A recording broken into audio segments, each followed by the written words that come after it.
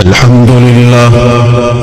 لله نحمده ونستعينه ونستغفره ونؤمن به ونتوكل عليه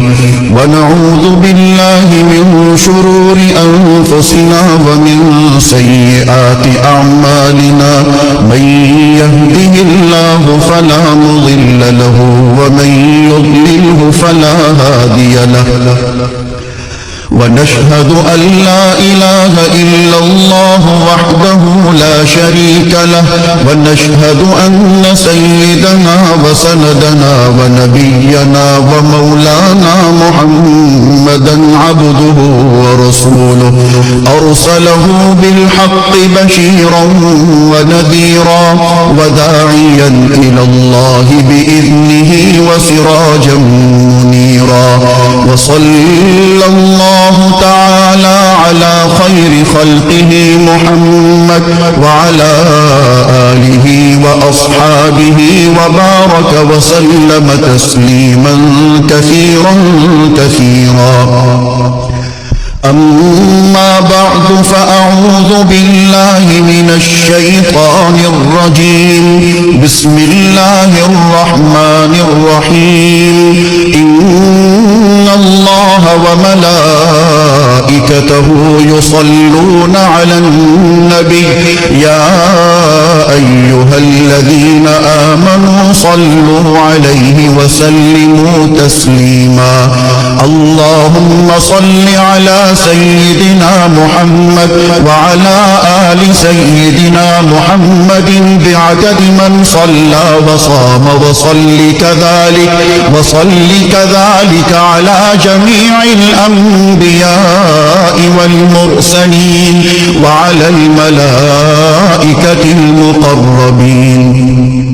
وعلى عباد الله الصالحين خصوصا على سيد المتقين والأبرار صاحب النبي في الغار والمزار أفضل الصحابة بالتحقيق خليفة النبي بلا فصل إمامنا أبي بكر الصديق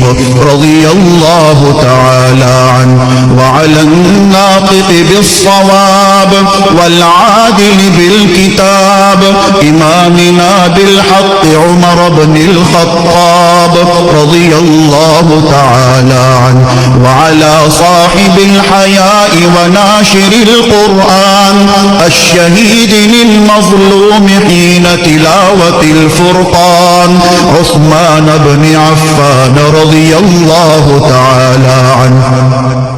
وعلى صاحب السيف والقضاء وناشر العلم والهدى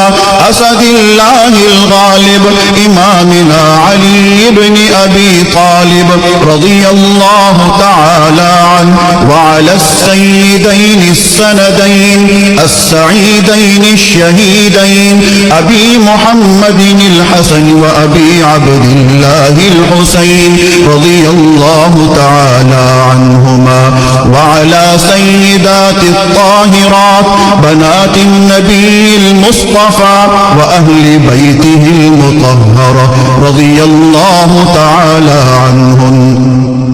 وعلى عميه النبي المجتبى سيدنا العباس وسيدنا حمزة رضي الله تعالى عنهما وعلى كل الصحابة رضوان الله تعالى عنهم أجمعين. الله الله في أصحابي لا تتخذوهم من بعدي غرضا فمن أحبهم فبحبي أحبهم ومن أبغضهم فببغضي أبغضهم وخير أمتي قرني ثم الذين يلونهم ثم الذين يلونهم تعادلوا عباد الله رحمكم الله. إن الله الله يأمر بالعدل والإحسان وإيتاء ذي القربى